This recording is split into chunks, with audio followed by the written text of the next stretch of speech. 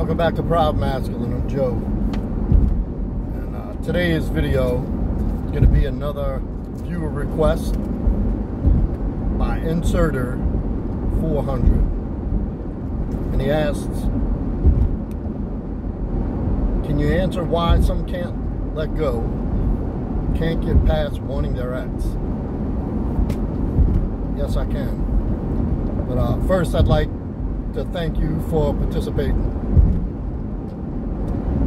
And having these comments to go, these questions to go by in the comment section just gives me an opportunity to target specific areas, because I guarantee you, if one person's asking,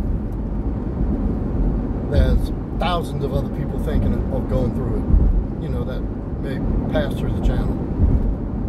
So, great job, great question, and it's a really important topic. And thank you again. So we'll get into it. So, in the beginning of a breakup is, you know, simply defined, it's breaking up is no longer being a person in each other's lives. You know, simply put, that's the physical aspect. Removing each other, or one person being removed. You know, the dumper-dumpy dynamic that I've talked about so many times. And that person making a decision to remove you from their lives physically. If you're living together, move out, you're not talking, you're not in each other's space, you're not hugging and kissing, you're not seeing this person anymore, you're no longer having sex, broken up. And so, going to why people, and I'm not going to I'll say can't, because that's the way the question was written, the way it was worded. But that's a choice. But here's some of the reasons. And first off, in the beginning,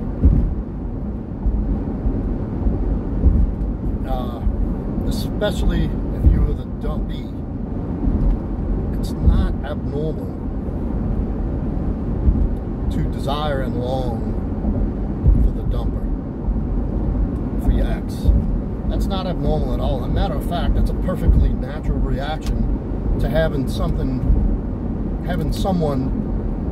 removed from your life that you're bonded and connected with emotionally, mentally, chemically, physically.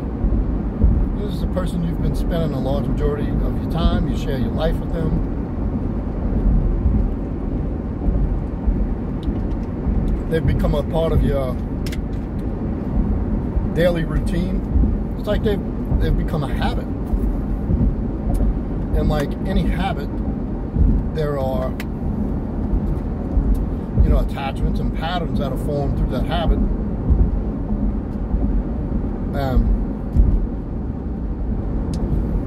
One of the biggest contributors to not being able to let go is the chemical reaction that occurs when you break up with someone. And you know, over time, you know, and this is our biological, our primal makeup, is the deep-seated desire to bond and connect and love and be with someone. But I mean, I'm going to shoot it to you from the understanding, chemically, what that looks like.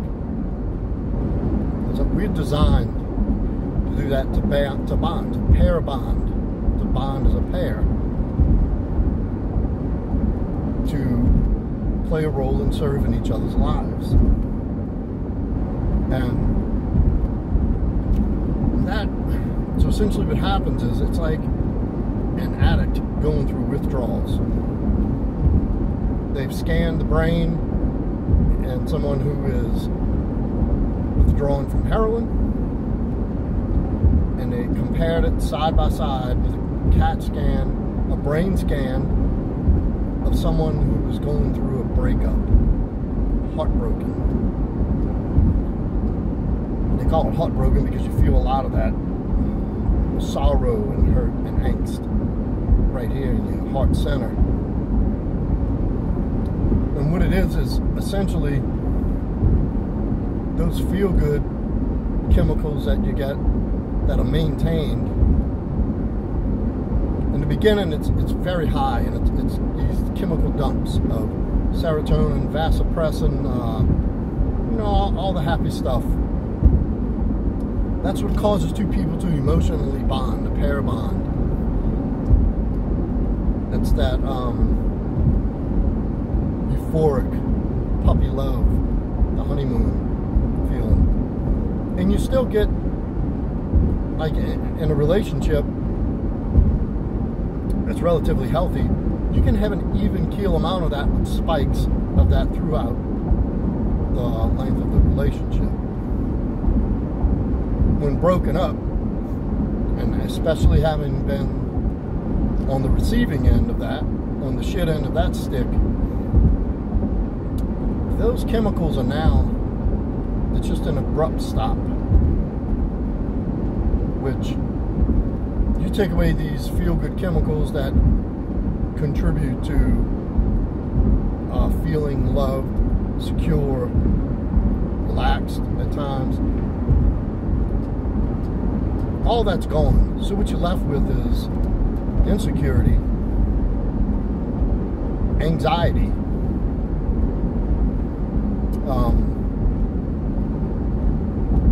you have these, it's all of a sudden this emotional roller coaster where you're in the super reactive, charged up state to deeply depressed and sad, and all these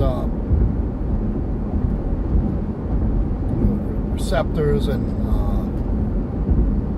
shit, the term's eluding me at the moment.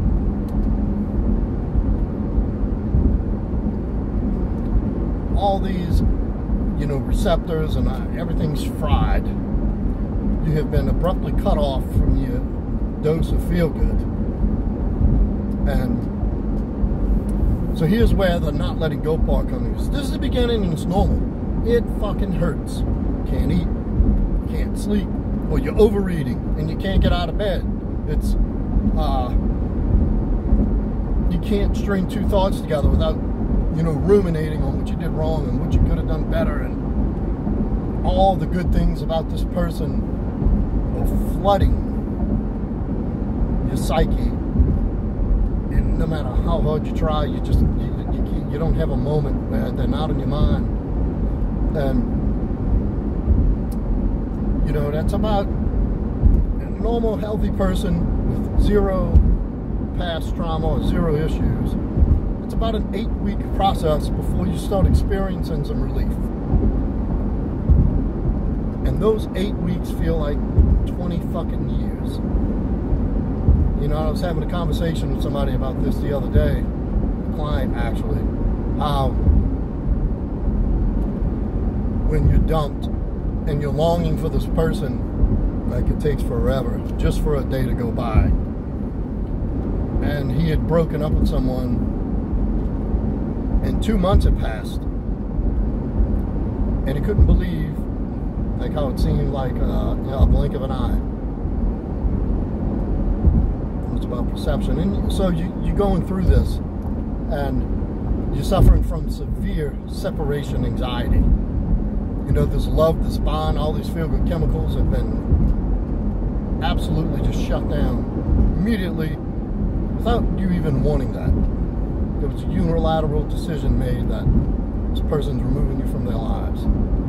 So, what can contribute to a prolonged period of longing and inability to let go?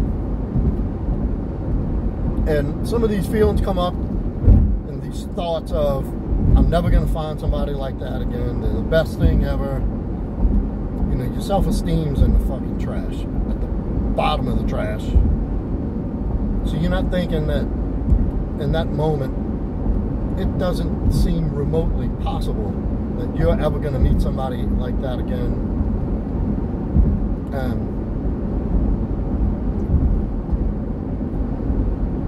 What happens is, if you've grown up in a household where you suffered some sort of attachment trauma, that usually comes in the first few years of your life, from 0 to 7 years old, is your attachment style, and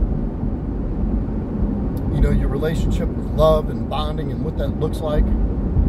Is it healthy? Is it unhealthy? Is there some unresolved shit that you still have never dealt with? You've suppressed enough to be able to function, start relationships, meet people, do productive things. And then your self-concept, which it doesn't help that you just had your heart ripped out of your chest and you feel like a 10-pound sack of shit. And that coupled with unresolved trauma, attachment and abandonment issues, attachment and abandonment trauma. You're prone to abandonment trauma, which is something I've dealt with, and a lot of clients have abandonment anxiety, even in the relationships, because of the things that have happened to them as children in the households they grew up in, and their relationship with love and being in love and being secure. And as a child, if you have that taken away a lot, over time you build up a defense to kind of not get attached, but to never have to worry about suffering through that. And it's your own subconscious building up a defensive mechanism to protect you from having to experience that pain and anxiety. But anyway, and some people go for many years not even realize it until they're broken up with, and they suffer through some severe anxiety. And what usually happen is, during a relationship, you'll suffer the abandonment anxiety will come in, and you'll have a tendency to sabotage the relationship subconsciously, because you think to yourself, your relationship with love is, I start to feel good, I start to feel safe, I start to feel wanted and secure, then it's ripped away from me, and I experience a great deal of pain and insecurity. So subconsciously, you'll do certain things to sabotage the relationship slowly over time. Then when it is taken away, it's a severe bout of anxiety and fear and insecurity. So that's one thing about why the dumpy chooses not to let go. And again, you're looking at at least 2 solid months of pure suck. It's miserable. And through that process is where your chemicals are able to reset, stabilize. And if you compare that, and this is exactly why they say it's damn near identical to heroin withdrawals, is at the beginning of that, opiate withdrawals even, and alcohol. When you have all these chemicals that you're dumping into your body artificially,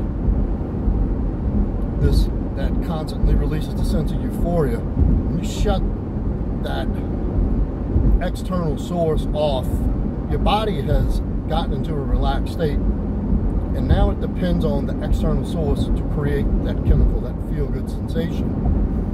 And it takes time for your body to start producing those chemicals again naturally. So that abrupt ending of the substance, say it's heroin, that's the same thing as the breakup. That's the abrupt ending of that chemical, that feel-good source. And so anyway, I've gotten a little off topic there. Going into the next thing is, during the time apart, And this is why, you know, I've put out so many videos on the subject of no contact, what it is, what it looks like, and what you should do at this time apart. And this is so big, this is huge, and it's so important that you're doing the work in between.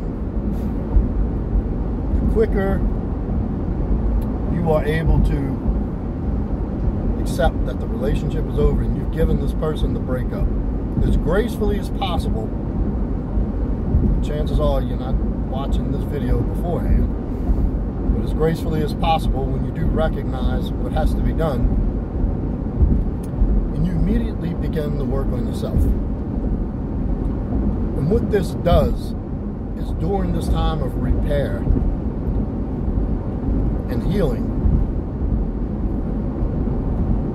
it's like making little deposits in the bank. Making little deposits, you know, consecutively to amount to a big reward, which is looked at as a foundation for your new beginning. You know, your version 2.0, so to speak. And it's a solid foundation because you put the quality time and work in. And so it's a matter of ruminating and pining for this person and not doing anything but that. Not doing any work on yourself, not doing anything productive, constructive, and positive every day, as hard as it is. Taking some sort of action, participating in your own rescue. And look, if you need my help with this, proudmasculine.com. Go to pricing, book a call. Also, you can reach me through Instagram at proudmasculine, and email proudmasculine@yahoo.com.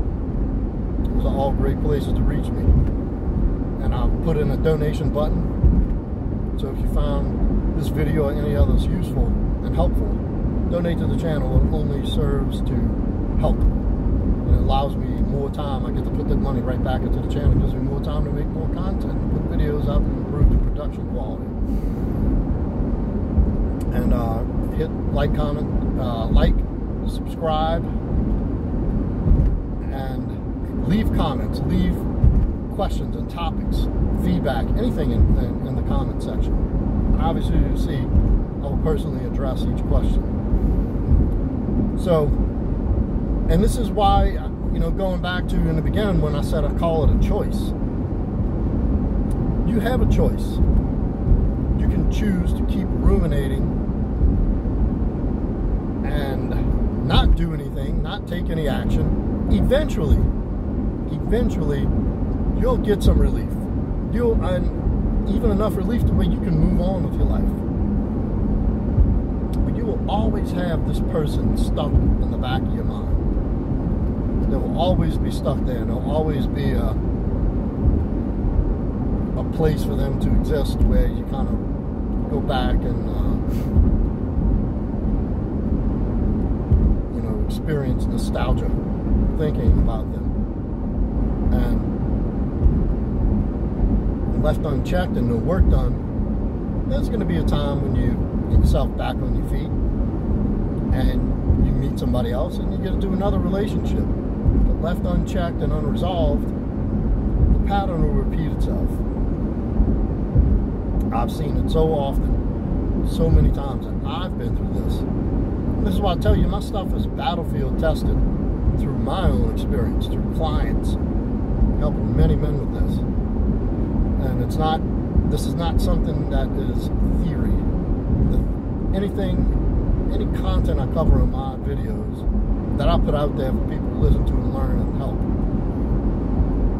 is real time, real life experience. It's not theory. So, yeah, and it's a matter of not doing the inner work, not doing the self-work. Staying focused on the loss rather than experiencing the loss and allowing the feelings to flow through. You're going to experience that. And it's totally natural to have anxiety and suffer pain and sorrow from having experienced such a loss. It's a very, very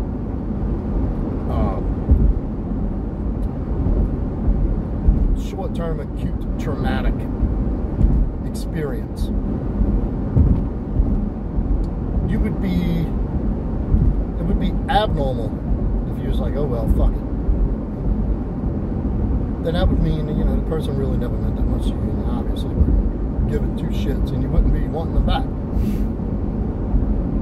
But I mean, that's something primal in you. That's a sense of security and love and attachment that has been torn away from you. And they equate that to like your mother's love as a young child or a baby, and how traumatic that could be. It's kind of experiencing the same thing, and all you're doing is trying to get that back. That's where the needy behavior, the begging, the pleading, the anxiety, the depression, that's where all that comes from. So it's not unhealthy to experience that. However, it is unhealthy to deny it, to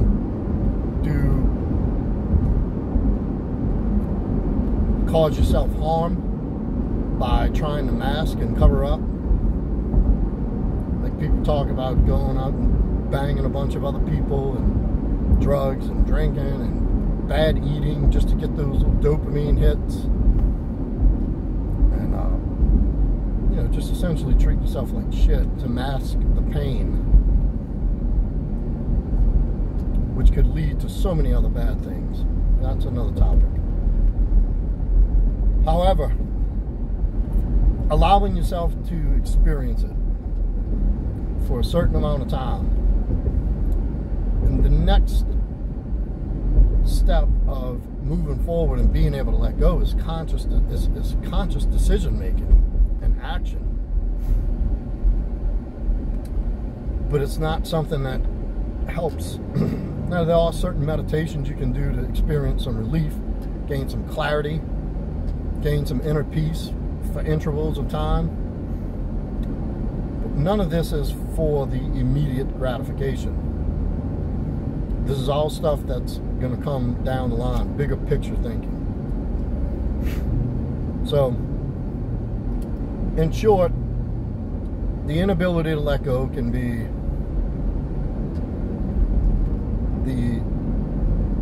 the withdrawal phase, the chemical phase. Then it's the choice to not progress and move forward and throw yourself into healthy things to heal and repair and move on. I mean, and that's basically it. I mean, it basically boils down to that. And through making a decision to work on yourself and set up a better life for yourself on the other end of this, you are able to uncover, you know, these traumas or these unresolved issues that need to be looked at, that will allow you to let go of that person. And in the beginning, it's very challenging. It's very challenging, and that's why it's important to have good people or a plan to move forward. I always recommend, a breakup coach, a breakup specialist, and recovery specialist like myself. But there's others out there. Just be very careful. There's a lot of phonies.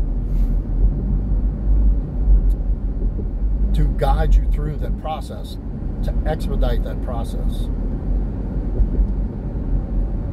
And no matter what, it's going to take time. It's going to take work. There's going to be a period where it just sucks all the time. That's just a part of it. And it's perfectly normal, it's healthy to experience that. But at a certain point, there arrives a point where it's a decision. It's not a can't let them go, it's you won't let them go. So, I can help you with that. If you do want my help, you know where to find me. Remember, Any other interest or comments, feedback, questions, leave in the comments below. I'll see you on the next one.